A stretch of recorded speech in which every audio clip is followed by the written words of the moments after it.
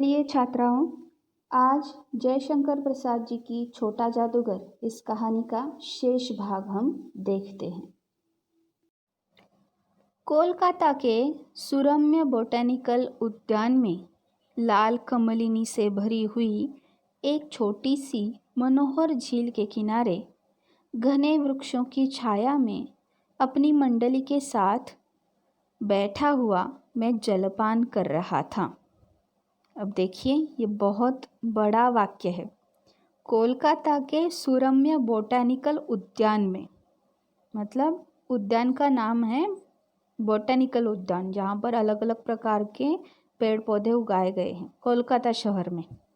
और यहाँ पर इस उद्यान में लाल कमलिनी से भरी हुई, लाल कमलिनी मतलब कमलिनी का मतलब पता है? कमलिनी मतलब कमल के फूल। लाल कमलिनी से भरे हुई एक छोटी सी मनोहर झील के किनारे, वहाँ पर उद्यान में एक झील भी है और इस झील में लाल कमल के फूल खिले हैं। इस झील के किनारे घने वृक्षों की छाया है और इन वृक्षों के बीच अपनी मंडली के साथ मतलब अपने जो दोस्त हैं, परिवारजन हैं या रिश्तेदार हैं, घर के लोग हैं, इन सभी के साथ लेखक वहाँ पर बैठा हुआ जलपान कर रहा था, खाना पीना हो रहा था।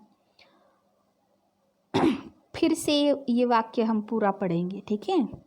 कोलकाता के सुरम्य बोटैनिकल उद्यान में लाल कमलिनी से भरी हुई एक छोटी सी मनोहर झील के किनारे घने वृक्षों की छाया में अपनी मंडली के साथ बैठा हुआ मैं जलपान कर रहा था। बातें हो रही थी। इतने में वही छोटा जादूगर दिखाई पड़ा। हाथ में 4 खाने की खादी का झोला, साफ जांघिया और आधी बाहों का कुर्ता, सिर पर मेरा रुमाल सूत की रस्सी में बंधा हुआ था। मस्तानी चाल से झूमता हुआ आकर कहने लगा, बाबूजी नमस्ते, आज कहिए तो खेल दिखाऊं? देखिए, इस उद्यान में लेखक अपने रिश्तेदारों के साथ, अपने घर वालों के साथ बैठकर गप्पे शप्पे लड़ा रहा था और उनके साथ बातें करते हुए खान पान भी चल रहा था। और इतने में वहाँ पर वो छोटा जादूगर उद्यान में दिखाई दिया।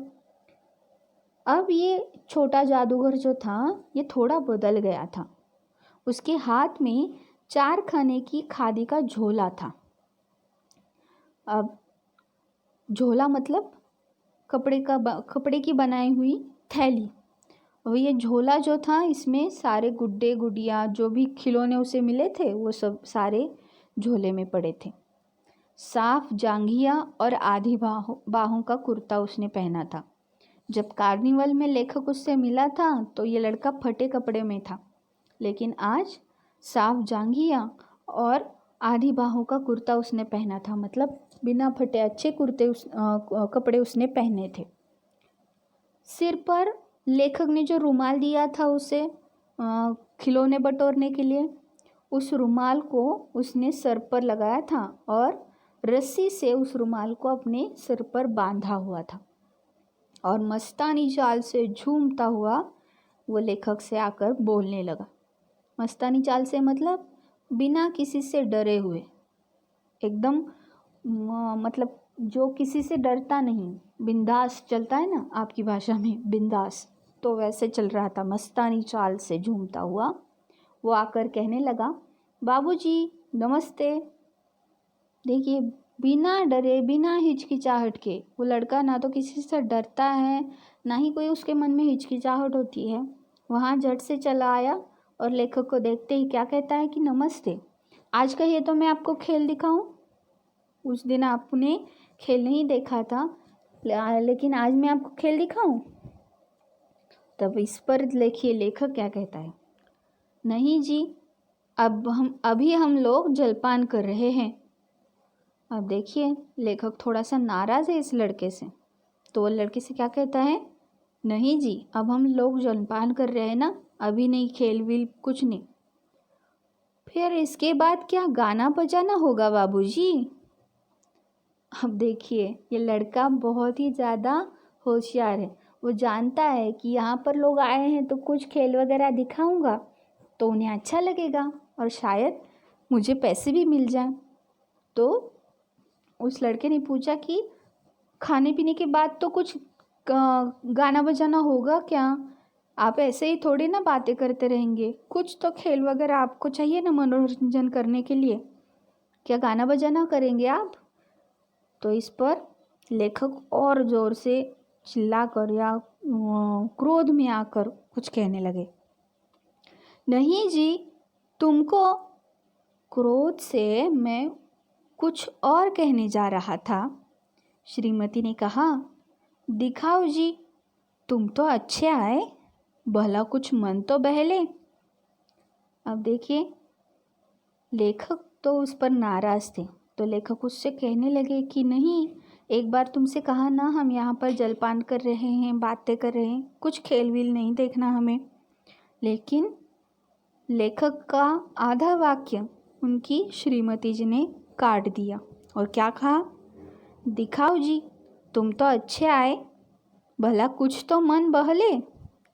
अब क्या कहती है श्रीमती जी कि अरे कितनी अच्छी बात हो गई कि तुम यहाँ पर खेल दिखाने के लिए आए, हमारा तो मन बहल जाएगा ना।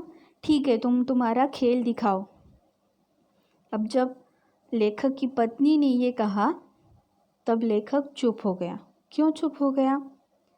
मैं चुप हो गया क्योंकि श्रीमती की वाणी में वह माँ की सी मिठास थी जिसके सामने किसी भी लड़के को रोका नहीं जा सकता। उसने खेल आरंभ किया। अब देखिए, श्रीमती जी जो थी उनकी बोली में उन्होंने जिस प्रकार उस लड़के से कहा उसमें माँ की आवाज़ की तरह मिठास थी और लेखक को लगा कि शायद इसे मना करना अच्छी बात नहीं होगी। अगर वो चाहती हैं तो हम इसका खेल देख लेते हैं। उस लड़के ने खेल शुरू कर दिया। उस दिन कार्निवाल के सब खिलौने खेल में अपना अभिनय करने लगे। भालू मनाने लगा, बिल्ली रूठने लगी, बंदर घुड़कने लगा, गुड़िया का ब्याह हुआ, गुड्डा वर सयाना निकला। लड़के की वाचालता से ही अभिनय हो रहा था। सब हंसते हंसते लोटपोट हो गए। अब देखिए, इस लड़के ने क्या खेल दिखाया। तो उस दिन लेखक ने जो उसे 12 टिकट खरीद कर दिए थे उनमें से उसने 12 खिलौने जीत लिए। तो इन सभी खिलौनों के द्वारा वो एक नाटक या कुछ भी खेल हमारे सामने दिखा रहा था। और इनमें भालू जो था वो रूठी हुई बिल्ली को मना रहा है, गुड़िया और गुड्डे का ब्याह हो रहा है, बंदर यहाँ वहाँ जाकर घुड़क रहा है। और इन सभी के जो भी संवाद थे, ये इन सभी का जो अभिनय था वो कौन कर रहा था? लड़का स्वयं कर रहा था। तो लड़के की जो वाचालता थी उससे ही अभिनय हो रहा था और सब लोग इतने हंस रहे थे कि हंसते हंसते लोटपोट हो गए। सबको बहुत अच्छा लगा उसका खेल। लेकिन लेखक के मन में कुछ और ही विचार था। मैं सोच रहा था, बालक को आवश्यकता ने कितना शीघ्र चतुर बना दिया। यही तो संसार है। इस बालक को पैसे कमाने की आवश्यकता है और इसीलिए इस बालक को इतनी छोटी उम्र में भी कितनी चतुरता उसके अंदर भरी पड़ी है। आवश्यकता जब होती है तब हम अलग अलग प्रकार के कौशल अपने आप सीख लेते हैं क्योंकि हमें उसकी ज़रूरत होती है। तो ये लड़का भी परिस्थिति को मात देने के लिए अपने आप को अलग अलग प्रकार की कुशलताओं में वो ढाल रहा था। लेखक कहता है, यही तो संसार है। ताश के बस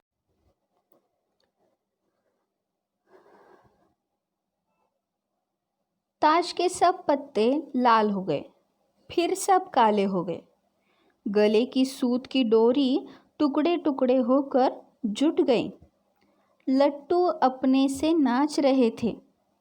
मैंने कहा, अब हो चुका, अपना खेल बटोर लो, हम लोग भी अब जाएंगे। श्रीमती ने धीरे से उसे 1 रुपया दे दिया। वह उछल उठा। मैंने कहा, लड़के, छोटा जादूगर कहिए, यही मेरा नाम है, इसी से मेरी जीविका है। अब देखिए, खेल दिखाते समय ताश के पत्ते का खेल भी उसने दिखाया।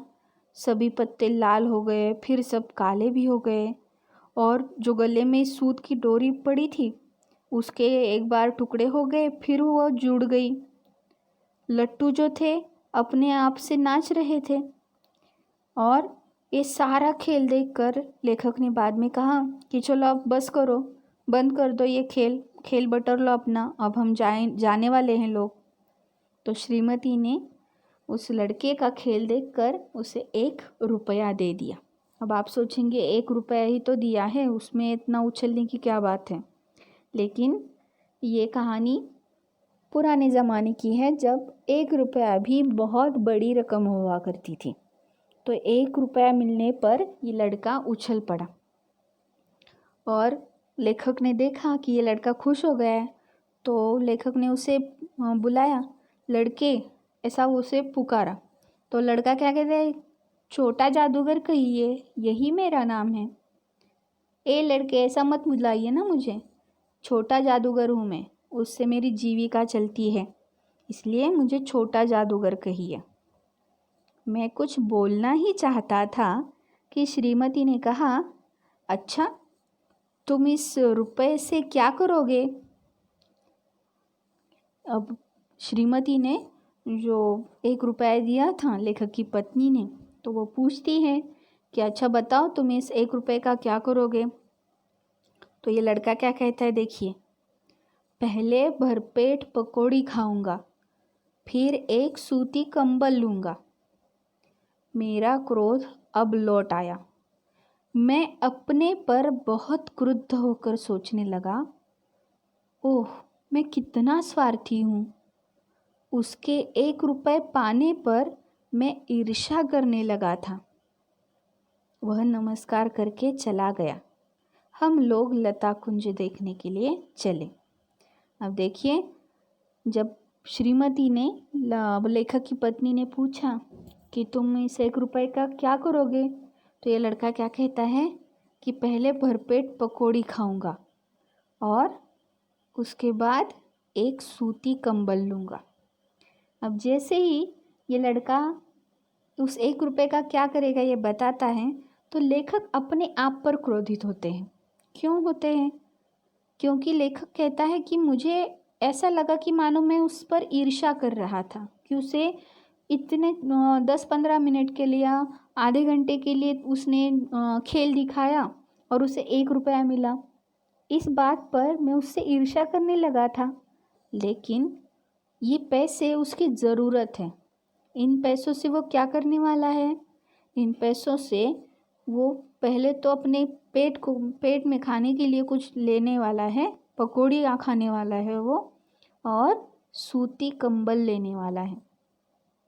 तो लेखक कहता है कि अरे, उसे जो पैसे मिले थे ये उसकी ज़रूरत है, और मैंने खामखा ही उस पर ईर्ष्या करना शुरू किया था।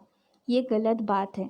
तो अपनी इस गलती पर लेखक अपने आप से ही बहुत गुस्सा हो जाते हैं।